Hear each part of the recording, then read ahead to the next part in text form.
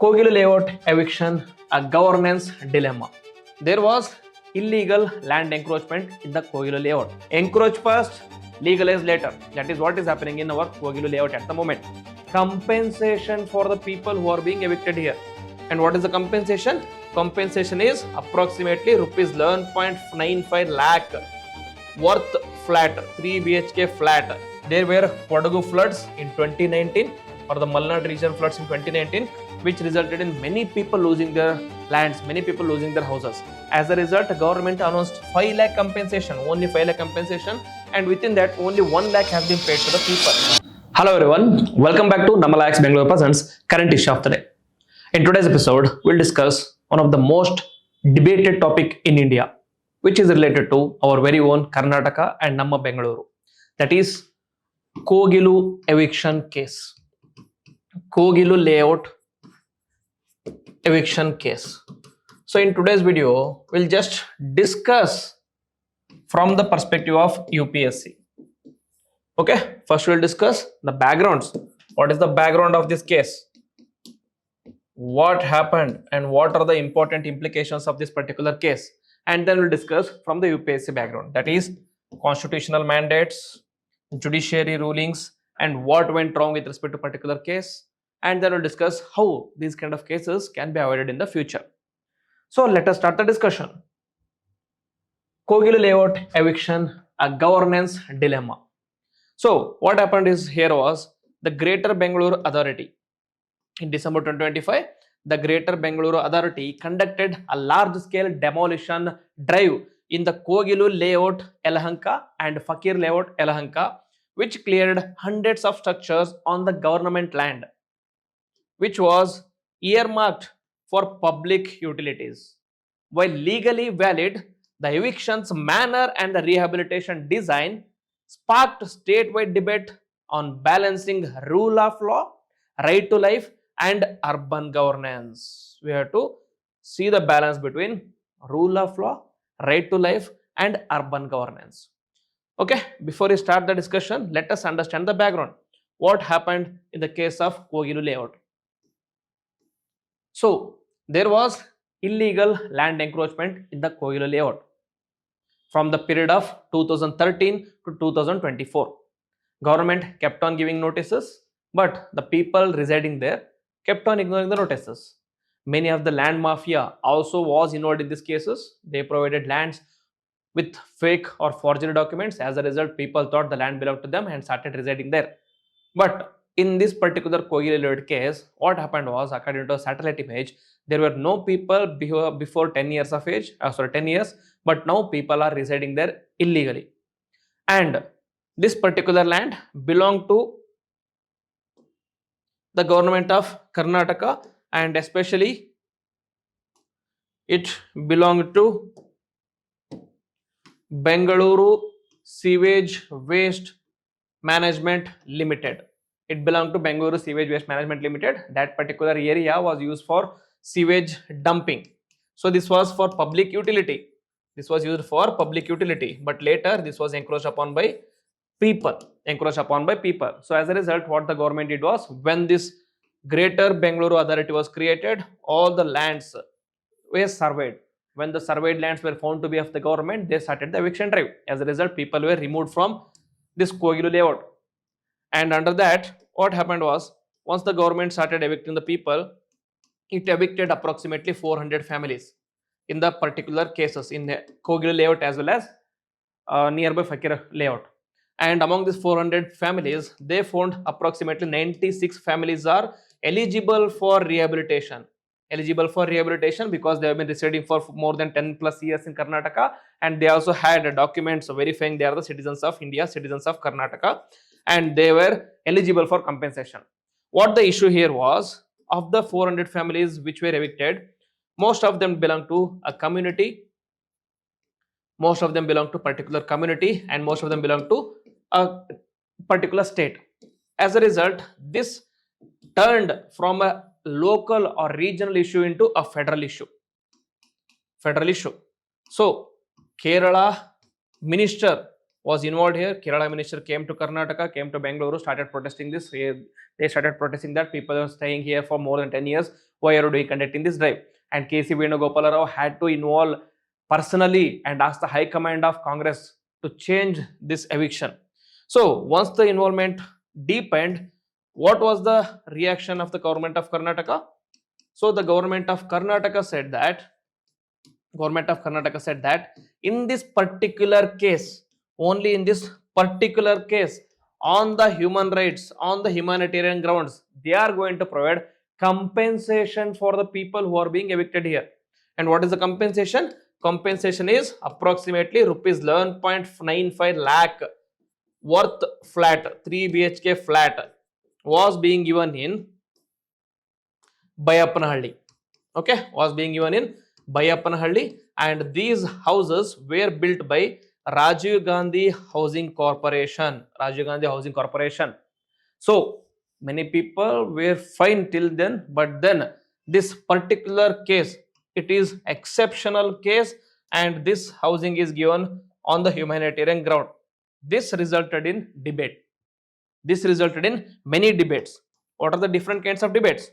One is the insider versus outsider debate. Insider versus outsider debate. And second is the communal angle involved here. Second is the communal angle involved here, because most of the people residing in that area belong to Muslim community. As a result, this quickly turned into communal issues. And there is another debate of moral hazard. What is this moral hazard, you might ask? People who are paying rent, who are paying taxes, who are living legally are made to wait for years together to buy a land in or buy a house in Bangalore, because it is such a big city. Buying land or owning a house is such a big issue. So they had to wait for years together to make their own house, or they will die with only like in a rented house. But here what is happening here is illegally evicted people or illegally encroached people are getting houses worth 11.595 lakh 3 BHK houses. Obviously, it raised moral hazard questions as well. So we'll discuss first. This is the moral hazard angle, and what is the current status? Current status is the people who are living there is represented by Jaiba Tabusam, and she has went to High Court of Karnataka, and their demand is house should be provided within 5 kilometers. Next, there should be 300 temporary tents in the Fakir layout and Kogilu layout till the rehabilitation is given. And finally, they should be provided with 3 meals a day. Provided with 3 meals a day. Okay. And again, one more issue I forgot to mention is the issue of security. Issue of security. There were concerns raised by many people that people living there are of Bangladeshi origin. So there is also issue of security as well. So these are some of the issues. And with respect to insider and outsiders, what the one of the concern that is being raised by Karnataka or Kannadigas is that Karnataka government has always kept on saying that they are short on funds because of various schemes. That was one of the reason they quoted when there were Kodagu floods in 2019 or the Malnad region floods in 2019, which resulted in many people losing their lands, many people losing their houses. As a result, the government announced 5 lakh compensation, only 5 lakh compensation, and within that only 1 lakh has been paid to the people. So, and same with respect to flood victims and drought victims of northern part of Karnataka as well. They have been not provided any compensation. Compensation is not there because they say the funds are not right. And also people that are living in encroached lands in Karnataka or in Bangalore also, there are many communities, there are many people who are living in Bangalore, but why they are not being provided with compensation, why they are not being provided with houses, whereas this particular case is considered as exceptional on the humanitarian grounds and they are being provided houses. So that is basically the issue here. This is the background. Now let us understand the issue from the UPSC perspective. Let us not go into detail, let us not go into communal angle, let us not go into nitty-gritties here. Let us consider it from the UPSC perspective. What we have to see here is the constitutional tightrope. So India is a welfare state. We all know India is a welfare state. India lives on the strong constitutional values. Under these constitutional values, we are provided with fundamental rights. and one of the major fundamental rights is Article 21, that is right to life and personal liberty, which includes right to livelihood as well. And this particular fundamental right was upheld previously by the constitutional guarantor, that is the Supreme Court. What Supreme Court said in previous cases? In Olga Tellis versus Bruhat Mumbai Corporation case of 1985, court said that if you are going to evict people from the encroached land, you are within your right to evict them. But according to the constitutional morality, according to the constitutional ethos of India, what we have to do is you have to provide rehabilitation somewhere else so that they can be evicted. So in the court, Supreme Court held that the right to life includes right to livelihood as well. The right to livelihood includes shelter as well.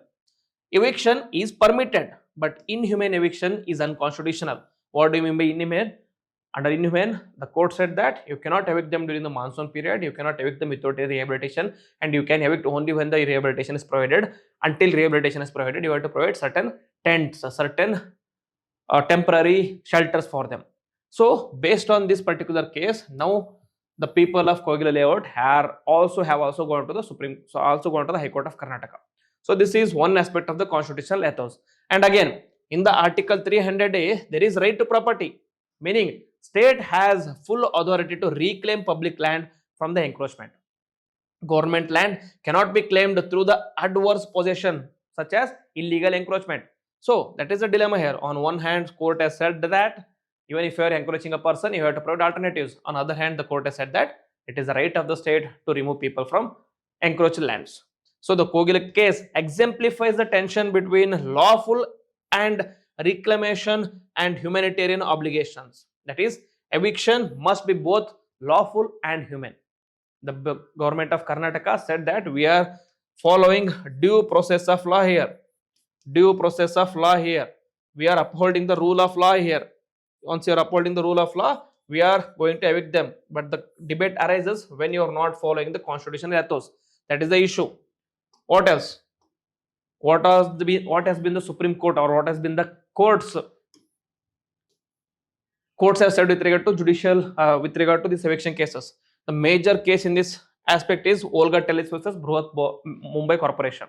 So we all know Mumbai is famous for many things, and one of the things it is famous for is also slums. To avoid the slumification of Mumbai, the government of Mumbai during that time, under the Bruhat Mumbai Corporation Limited, decided to evict people from encroached upon lands. But the case, or the Supreme Court in that case, held that no eviction is allowed without rehabilitation and following due process. And also, even if you are going to evict them, you cannot evict them during the period of monsoon. You cannot evict them during the period of monsoons or winters. And then in Municipal Corporation versus Nawab Khan of 1997, the court held that rehabilitation is required for even the pavement dwellers. Normally, along the roads, there will be payments. You might have seen many of the people living there, sleeping there on the pavements. So in this particular case, court said that even for the pavement dwellers, the state has to provide rehabilitation. Why? Because we are a state built upon the concept of welfareism. Next, Jagapal Singh versus Punjab case. In this case, court said that public land must be cleared of encroachment. There is contradiction between the different cases as well. And Haryana versus Mukesh Kumar case in 2011, court said that encroachment is a form of land grabbing, and it should not be allowed. And in 2024-2025 Supreme Court ruling recently, court said that illegal structures cannot be regularized merely due to the long existence. Meaning, people cannot say that we have been living here for 10 to 20 years and this land belongs to us, because you cannot claim a land as your own just because you are living there for a longer period of time. You can just see the contradiction between Olga Tellis case as well as 24-25 Supreme Court rulings. So this contradiction is there between the court itself. So we would see how the High Court of Karnataka is going to address this.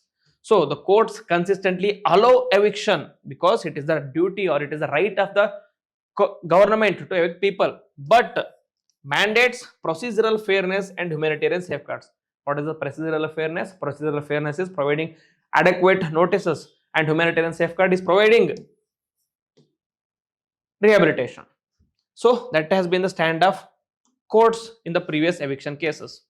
Next, the moral hazard problem here. To think from the ethical perspective, what is the moral hazard here? The moral hazard here lies in the land being given to encroached people, or the house being given to the encroached people. The rehabilitation design in Kogilu creates a perverse incentive structure that threatens urban governance. What is this? One is, what will happen to the legal home buyer? Normally, people who are in the middle class, they will work their ass off, they will work their like years together, and then pay the tax to the government, and then live in the rented house, and then live with the dream of buying house, and many die with dream of buying house without getting any house. So they pay full price, follow rules, pay EMI for years, get nothing if the land is disputed. But what is happening with respect to land encroachers or illegal encroachers? Occupies government land without payment, receives compensation plus alternative flat. Compensation plus alternative flat. See, obviously, it is going to have a moral impact on people who are living honestly, people who are paying the taxes, people who are living legally. So, now what will the precedent be? What is this case going to set a precedent? The societal message will be first encroach first, legalize later. This will be the message out of this particular case. Encroach first, legalize later. That is what is happening in our Kogilu layout at the moment. This weakens the urban governance, strengthens land mafia operations, and multiple slum proliferation across the cities. So now people from different areas, different states, different regions will come and set up their houses or set up their illegal tents in Bengaluru and start claiming it as their own. So what went wrong with respect to Kogilu? To discuss about Kogilu itself, the major issues were with respect to notice and hearing. Perceived inadequacy in proving sufficient time and providing sufficient time and proper consultation before demolition. This is the criticism put forward by the people who are living in the particular layout. But the government has said that it has provided notices and provided sufficient time to prove their consultation, etc. And second is temporary shelters. And there were no pre-arranged temporary accommodation for the displaced families. This should have been followed based on the Alcatellis case, but that was not the case with respect to Kogilu. And differentiation is, there was no classification system to distinguish genuine victims from the organized encroachers. We have to differentiate between genuine victims and the organized encroachers. And then rehabilitation model, that is blanket ownership compensation without considering the considerations. That is providing 11.95 lakh rupees flat, 3 BHK flat to people who are living illegally. That is blanket provided for everyone who is living illegally there. He is going to put or set a wrong precedent. And accountability, that is the land mafia and the fraudulent developers are left untouched here. We have to see this issue holistically. People living there may be illegal encroachers, but many of them claim that they have paid to the real estate, but they did not get the land. So there is a land mafia as well. There is illegal land mafia as well. That must be addressed as well. So what should be the ethically correct governance model?